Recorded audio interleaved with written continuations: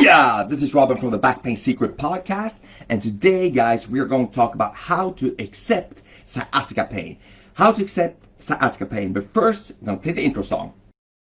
So, here's the important question. How can back pain sufferers like us, who don't want to use prescription drugs or go through surgery, heal our back pain?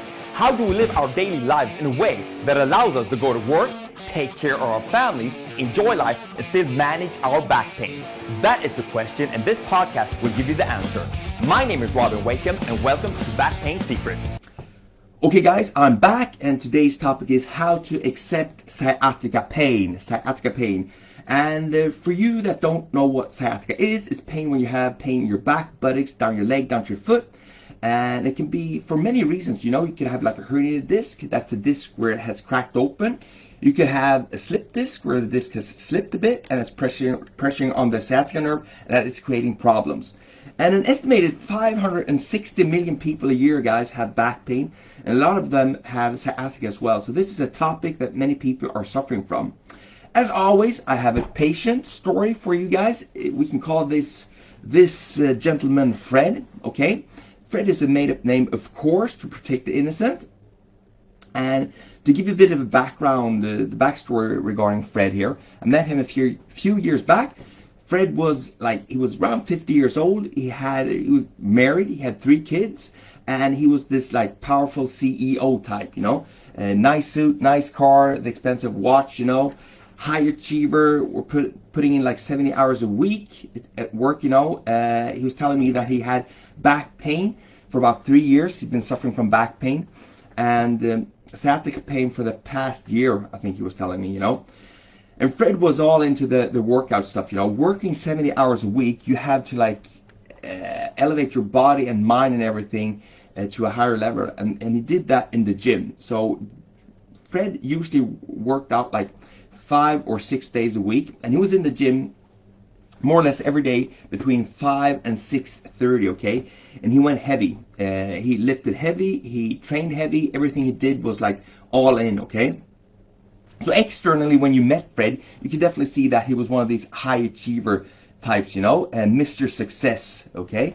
He was very, very stressed though, you know. He had all these demands from work at home, and the only way really he was able to deal with it was through these hard workouts, you know, where he basically just tortured his own body and mind to get through it, you know. And these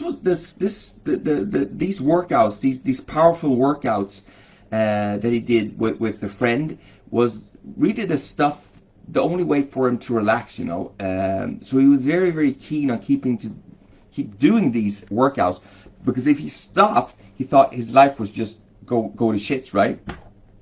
But internally, you know, he told me, this was later on, a few sessions later, he was telling me, you know, he had this internal, he was scared getting older, you know, that he was not going to be able to do all the stuff that he was able to do, not to continue to be this high achieving person he was, you know.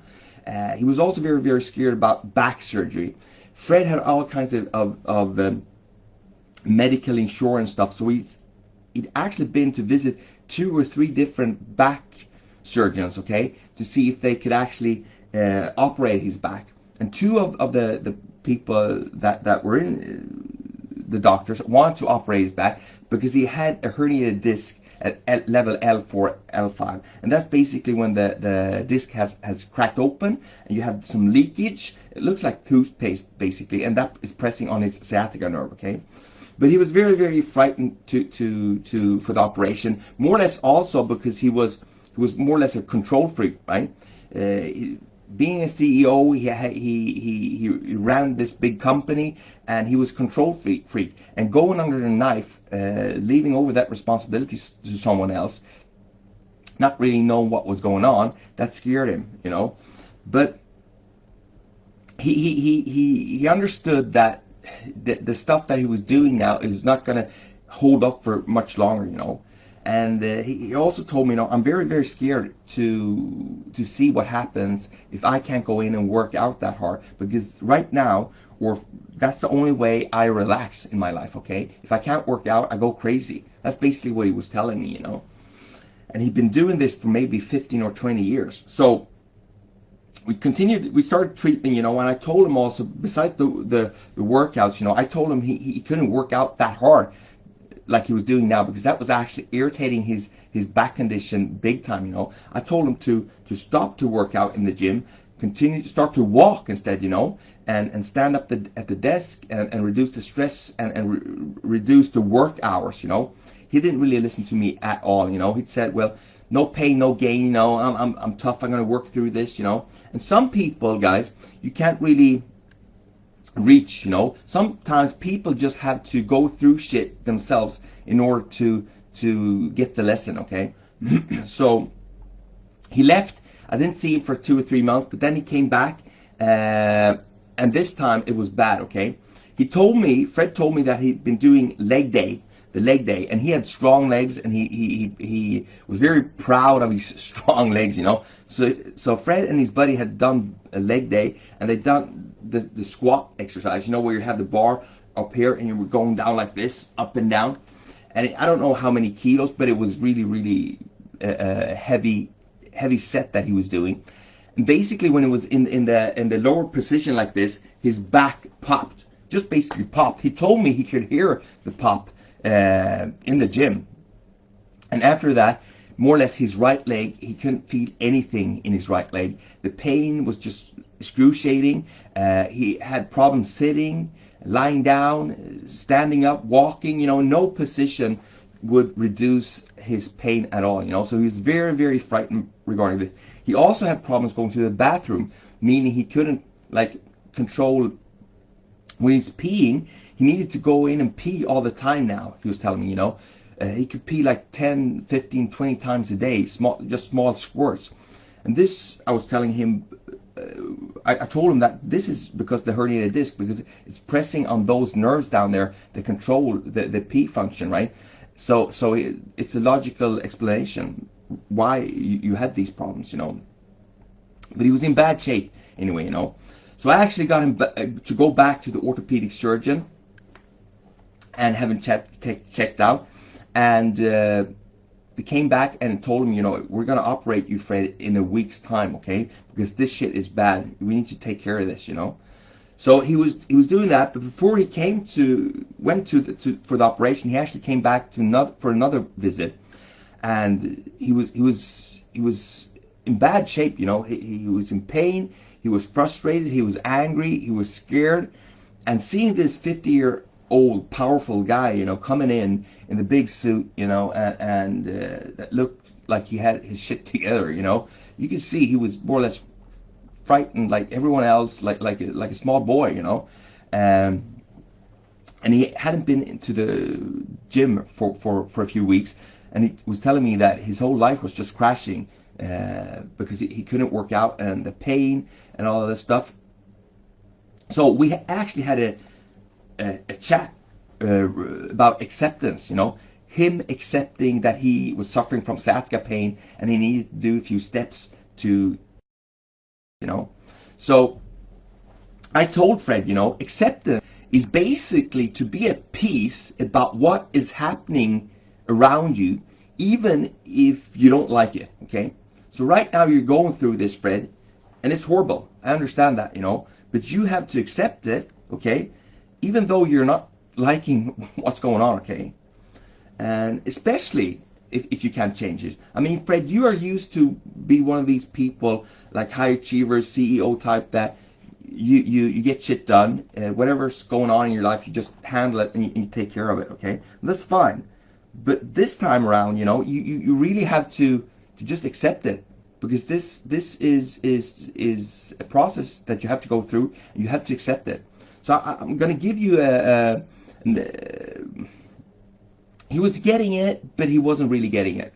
Do you understand what I'm saying? So I told him, about my dad, okay? And this is a personal story, and it's something that I take inspiration from sometimes, My dad passed away a few years back in cancer, and he did basically everything he could, like tried all the different treatments, and for cancer he had radiation, he had chemotherapy, he had all of this stuff, but nothing was really working, And seeing this, my dad, that I, like my dad going through this, and nothing was working. It was really hard for everyone, the family and himself and everyone. But something that really I've taken from this process, because I saw him try all these treatments and they didn't really work, okay? But my dad, he just followed the process and he accepted that the stuff that he was going through right now, that was his challenge right now, that was the stuff that he was in front of and he had to go through, and he just did the process, he did his best and he followed the process. He didn't like the process, he didn't like what was going on, but he accepted it, okay? And seeing seeing my dad, this strong guy, just do this is something that I like I use for myself, to try to get over hard stuff when bad shit happens in your life, because this, with the acceptance, it's so easy to say, well, I don't need to accept that. Sometimes you need to accept it. And my dad passed away, but through the entire process until he passed away, he did it with such character and such like love and hope, and was a real role model for all of the people around him, okay? Number 2, man, I told him, trust that you are capable. I told Fred, trust that you are capable. You also need to trust that things will get better, okay? This too will pass, okay? You can say this, and this might sound like just like motivational bullshit, Fred, but this is something that you also trust, that what you're going through right now with your sciatica, you might need an operation, you're not able to go to the gym, right? That this is put here for a reason, so you can learn something from this, okay? So you can grow, okay? And develop into something else. I mean, there might be on to something here, It might be nice, Fred, if you don't work 70 hours a week, I'm not saying that you shouldn't work hard. Maybe you can work 50 hours a week and get twice the shit done if you reorganize your company a bit, okay? Maybe you can find other kinds of ways to work out where you don't need to torture your body that hard, okay? You're pushing on 50 here and you're not getting any younger. Maybe you need to switch it up a bit, okay? There's all kinds of lessons here in this. And I told him, and he was getting it again. Fred was getting it, but again, he wasn't getting it, okay? So I told him another story, I told him that I injured my back playing ice hockey growing up when I was 17 or 18 years old. I injured my back badly during a game. And for 3 years, I was telling Fred, I was in pain daily, I was horrible pain. I had the pain in the back, the radiation down my left leg, and I went to anyone that could really help me, but nothing really helped my back or my sciatica pain, And all I could do during these 3 years, was I could say to myself, I will repair myself. I will repair myself. That was like my mantra I had, It might take a long time, but I will repair myself, okay? I will repair myself. You have to have that trust and capability in yourself, okay? I had to trust that just staying persistent and keeping trying and doing it over and over again. Over time, things will get better. And this is what you need to do right now, Fred. You need to trust that you're capable and just put in the time and work and acceptance for it, and things will get better with your back, okay? And number 3, I told him, you run a big company, you have all kinds of, maybe hundreds of employees, and a lot of the time, people mess up and they go through hardship. And as a leader, man, a lot of times you need to comfort people. So I would guess that you would say to if you're a good leader, you would say to people that mess up around you, that they should forgive themselves, okay? That they have done the best that they can do, that they should have faith, okay? That they should believe that they will. I know if you're a CEO and you run a successful company, you have had to take on that responsibility and help people to forgive themselves, okay? So right now, Fred, I would say you need to forgive yourself, okay? Okay? You need to be kind and comforting to yourself, okay? And don't have this attitude, no pain, no gain, you know, just put in more work, more hours, you know. Accept that you are doing the best you can under the circumstances with your sciatica and back pain, and that you might need this operation, okay? And forgive yourself, Fred, okay? Forgive yourself. Forgive yourself. Many times, just letting go will reduce the pressure you have. And I'm telling you, I'm not saying that all of your problems is because you're stressed and because you're angry regarding this, Fred, but it's not making you any favors, okay? So you've consulted with 3 or 4 different back surgery specialists, like the best in the country, okay? And the person performing this surgery is like one of the top people, okay? So you have to just let go and trust that he knows what he's doing, okay? Because you have checked him out. You've had second opinions, okay? And because you have these insurances and everything, you've been able to do more preparation than most people around you can, okay? Just because you have a lot of money, okay? So you need to be thankful for being able to do that, and make sure now that you don't mess this process up by living in your old habits, you know, going into the gym hard and working out, working 70, 80 hours a week, you know, walking around being stressed and angry, because that is going to hinder your recovery, okay? So, to sum it all up, guys, I told Fred, you know, you should just say this, Fred, to yourself, you know. Just say that this is the way it is right now. This is the way it is. You just have to accept that, okay? And I will keep doing my best, but here we go, okay? You understand? That's a weight off your back if you can just say, you know, that this is the way it is right now, you know? Just accept it, okay? And I'm going to do my best every day to fix myself. That's all you can do, really, okay?